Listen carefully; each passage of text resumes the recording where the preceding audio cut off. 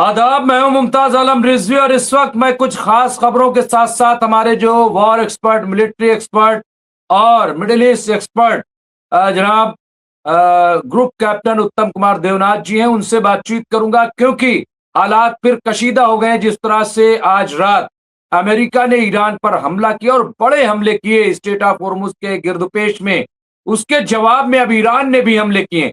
Iran ने हमला किया है बहरीन पे, ईरान ने हमला किया है कुवैत पे, और इसके साथ साथ स्टेट ऑफ होर्मुज में जो भी अमेरिकन जहाज थे उन पर भी, दो अमेरिकन जहाजों पे भी हमला किया है।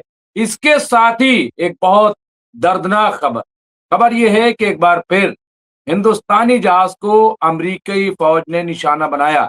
21 क्रू मेंबर को तो बचा लिया गया, लेकिन 3 मेंबर वो इसमें शहीद हो गए हैं, वो इसमें हलाक हो गए हैं। ये बहुत ही दर्दनाक है। हिंदुस्तान इस बात से काफी नाराज है और हिंदुस्तान ने जो अमेरिकी एम्बेसडर है यहाँ पे, उनको तलब किया है। अब बातचीत क्या हुई वो बताया जाएगा, लेकिन ये बहुत ही अफसोसनाक है इस वक्त की ये तस्वीर। लेकिन यही कि हालात जो है वो कशीदा हैं और अब ईरान ने पूरी तरह से स्टेट ऑफ हुर्मुज को बंद कर दिया है, जिसकी वजह से एक बार फिर गैस और तेल की किल्लत हो सकती है। फिर एक बार मुश्किलात जो है वो खड़ी हो सकती हैं। इन्हीं तमाम इश्यूज पर जो मौजूदा सूरत हाल है उस पर बात करेंगे। हमारे साथ मौजूद हैं ग्रुप कैप्टन उत्तम कुमार देवनाथ जी। मैं उनका इस्तकबाल करता हूं, खैर मकदम करता हूं। और सबसे पहले यही कि क्या कहेंगे कैप्टन साहब, कहाँ कल तक ये था, बार बार कह रहे थे अपाचे हेलीकॉप्टर के अटैक के बाद भी डोनाल्ड ट्रंप कि अब कोई रिएक्शन नहीं होगा, किसी तरह की कोई कार्रवाई नहीं होगी, लेकिन फिर ये अचानक क्या हो गया? क्यों इनको ये ख्वाब में आ गया कि नहीं, बगैर मारे ईरान को हमारी इज्जत नहीं बच सकती, इसलिए ईरान को ठोको। और फिर ईरान ने पलटवार कर दिया कि हम भी रुकेंगे नहीं, जैसे को तैसा। तो ये कब तक चलेगा और ये इल्हाम कैसे होता है डोनाल्ड ट्रंप को अचानक? जी हाँ, डॉक्टर रिजवी, सबसे पहले तो बहुत ही दुख की बात है। और हमारे जो शिप को इंजर किया गया है, जो क्रू है वो इंजर्ड भी हुए हैं, 3 क्रू शहीद भी हुए हैं।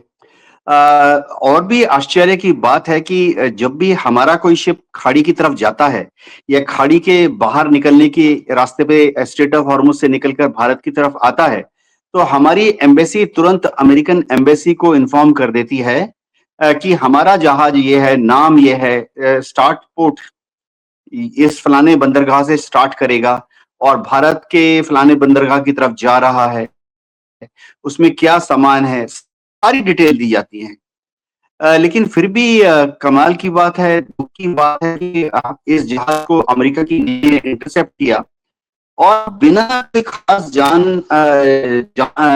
बिना किसी खास खोजबीन के सवाल जवाब ज्यादा उन्होंने पूछे नहीं और फायर खोल दिया इंजन रूम पर और रडर पर, उसको निष्क्रिय करने के लिए। भारत की सरकार इससे जाहिर बात है बहुत ही खफा है।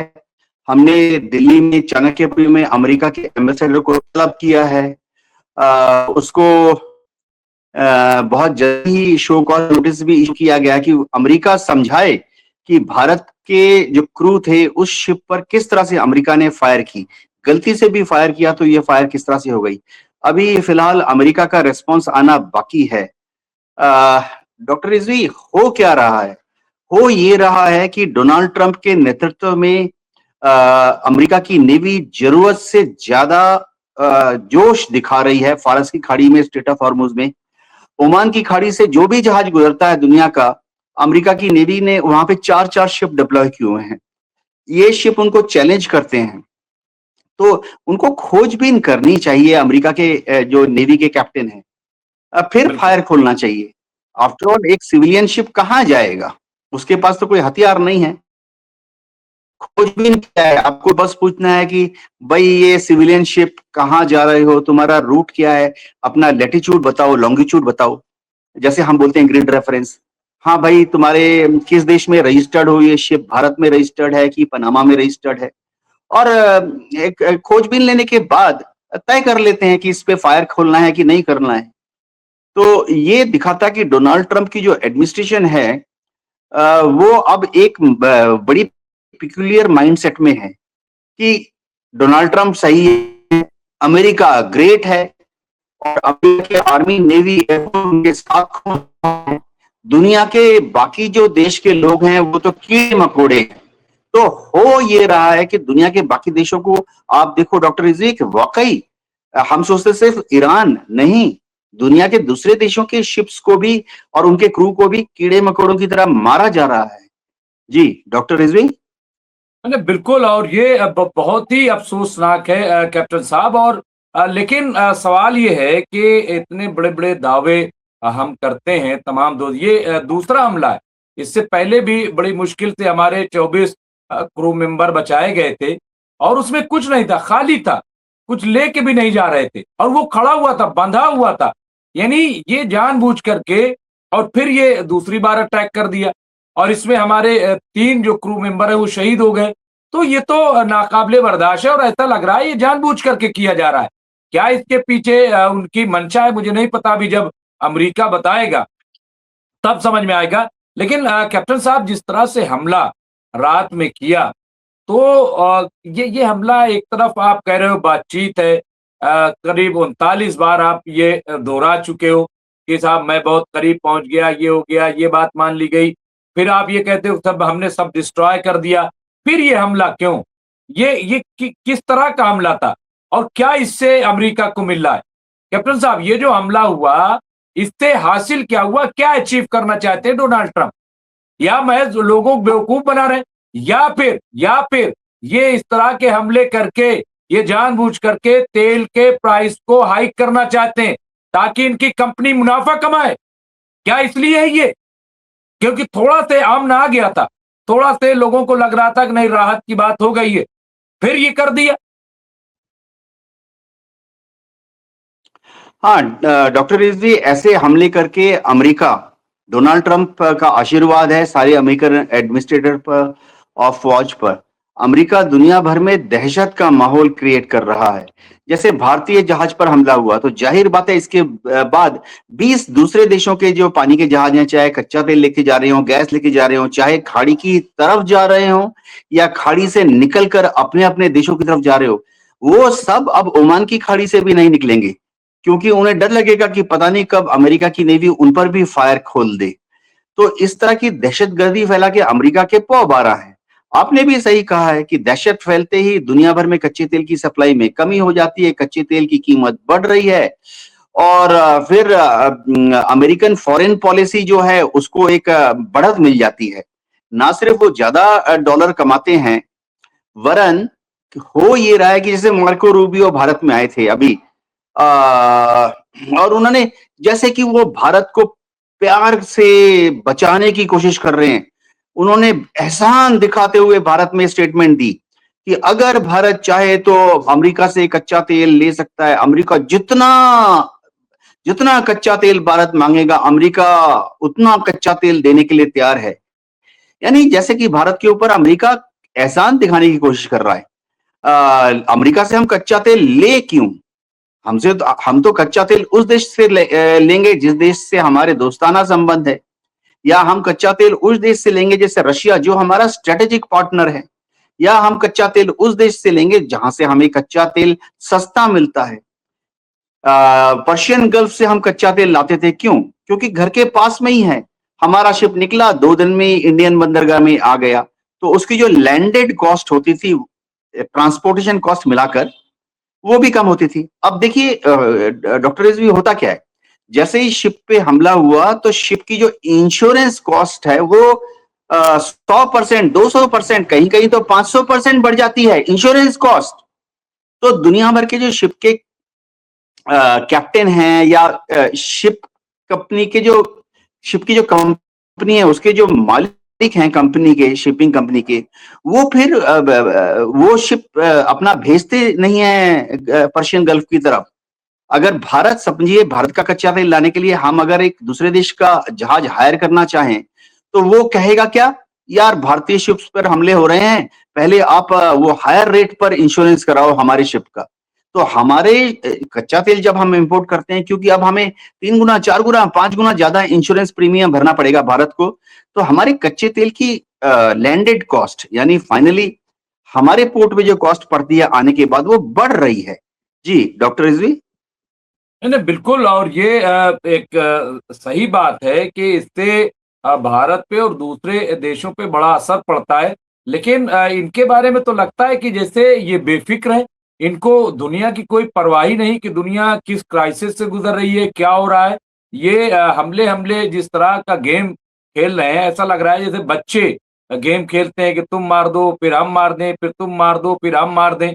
लेकिन इनको पता नहीं है कि आखिर हो रहा है, हो क्या रहा है। मैं कैप्टन साहब क्या सोल्यूशन क्या है? क्या आपको नहीं लग रहा है कि दुनिया को भी और भारत को भी एक इनिशिएटिव लेना चाहिए, अब खुल करके बोलना चाहिए कि ये बंद होना चाहिए? ये इससे ये क्यों समझ रहे हो कि ये सिर्फ ईरान और अमेरिका का वो है? ये तो पूरी दुनिया के लिए क्राइसिस है। और अभी पूरी तरीके से स्टेट ऑफ हुर्मुज बंद कर दिया, उधर बाबुल मंदब भी बंद कर दिया जाएगा। हाँ? इनके तो मजे हैं, वेनेजुला से तेल आ जाएगा, ये तेल जो जखीरा किए हुए वो बेच देंगे, ये सब। तो इनके तो इन पे तो कोई असर पड़ेगा नहीं। हाँ, डॉक्टर रिजवी, हो ये रहा है कि दुनिया के सारे देश अमेरिका से डरे हुए हैं। आप गल्फ कंट्रीज की देख लो, वो कोई भी कच्चा तेल एक्सपोर्ट नहीं कर पा रही हैं। कुवैत, इराक, यूएई, सऊदी, इन सब देशों से कच्चा तेल और गैस वह एक्सपोर्ट नहीं कर पा रहे हैं। उनकी जो कमाई होती थी वो शून्य होती जा रही है। इन सब देशों में लड़ाई के मारे सारे 5 स्टार होटल बंद हैं, सारे मॉल बंद हैं, दुनिया भर के टूरिस्ट ने वहां जाना बंद कर दिया है। टूरिस्ट ने तो अगले 3 महीने, 6 महीने का पासपोर्ट वीजा अपना कैंसिल करा लिया है।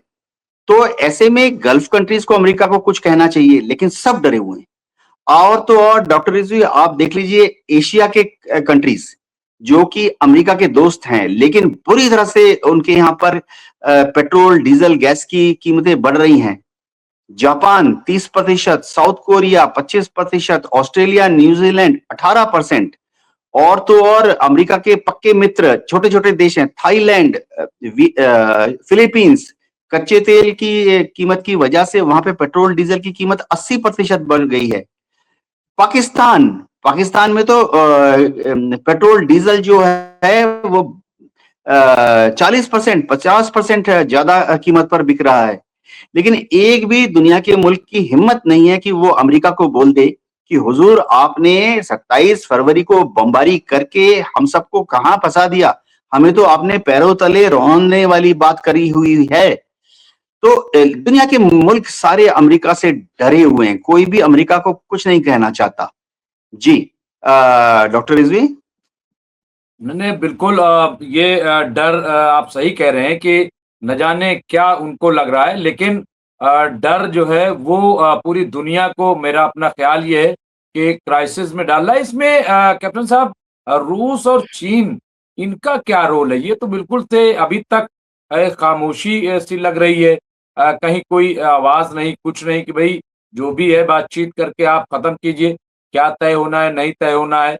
ये पूरी दुनिया को जो है वो उलझाए हुए हैं। पूरी दुनिया जो है वो सांस रोके देख रही है तमाशा।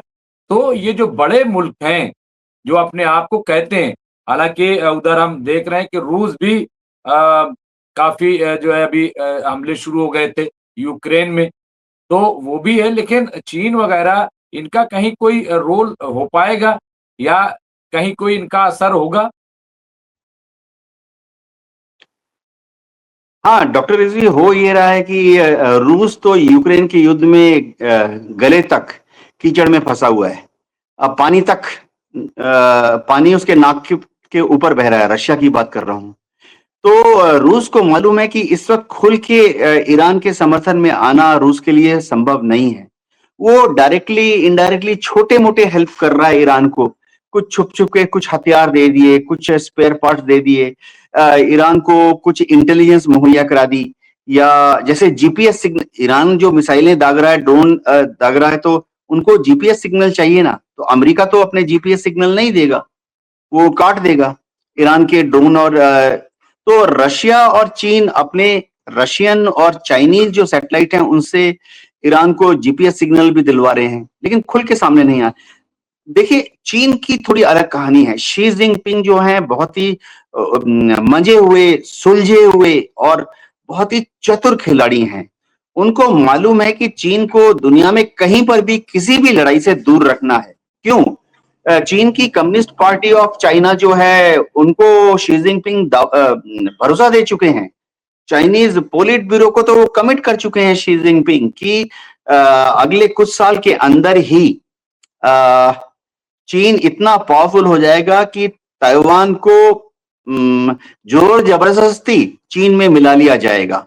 तो इसके तहत शी जिनपिंग कोशिश कर रहे हैं कि अगले 5, 10, 20 साल में ताइवान के आसपास जैसे ईस्ट चाइना सी है, साउथ चाइना सी है, सब जगह चीन की आर्मी, नेवी, एयरफोर्स का दबदबा हो और अमेरिका की फौज कोई भी दखलंदाजी ना कर पाए। अब अमेरिका ने वहां बेस बनाए हुए हैं बड़े-बड़े, जापान के ओकिनावा में, दक्षिण कोरिया के बुसान में, फिलीपींस में अमेरिका ने 4-4 आर्मी, नेवी, एयरफोर्स के बेस बनाए हुए हैं। तो चीन शी जिनपिंग नहीं चाहते कि ईरान के युद्ध में उलझ जाएं। उनको ये लगता है कि ईरान की युद्ध में अगर सीधा उलझ गए तो फिर चीन की जो पीएलए आर्मी है उसका ध्यान भटक जाएगा और शी जिनपिंग पूरी अपनी जो एनर्जी है उसको इधर उधर खर्च नहीं करना चाहते। हाँ, चीन भी ईरान को अंडर हैंड काफी तरह मदद दे रहा है, फाइनेंशियल मदद दे रहा है, डिप्लोमेटिक मदद दे रहा है। जहां जहां समझा पॉसिबल हो चीन ईरान को ट्रांसफर ऑफ टेक्नोलॉजी दे रहा है, अलग अलग एडवांस वेपन सिस्टम बनाने के लिए। चीन ने ईरान को HQ-9 एयर डिफेंस सिस्टम की जो मिसाइलें हैं वो दी हुई हैं, लेकिन इससे ज्यादा शी जिनपिंग कुछ नहीं करना चाहते क्योंकि उनका एकमात्र, वो कहते हैं ना, अर्जुन ने मछली की आंख पर अपना कंसंट्रेशन करके तीर वहीं मारा। वो कहते हैं, उन्होंने कह दिया पोलिट ब्यूरो को, शी जिनपिंग ने चाइनीज कम्युनिस्ट पार्टी को, कि 2049 तक ताइवान बलपूर्वक यानी फोर्स का इस्तेमाल करके चाइना का हिस्सा बन जाएगा। जी। नहीं नहीं, बिल्कुल। तो बहरहाल ये इस वक्त की मौजूदा सूरत हाल है जिसपे हमारे ग्रुप कैप्टन उत्तम कुमार जी ने रोशनी डाली और एक अच्छा तज्जिया पेश किया। मैं आपका शुक्रगुजार हूँ और इंशाल्लाह फिर मैं आपकी खदमत में हाजिर होऊंगा और जो भी अपडेट्स होगी उस पर बातचीत करेंगे। तो बहुत बहुत शुक्रिया आपका कि आप हमसे जुड़े। बहुत बहुत शुक्रिया कैप्टन।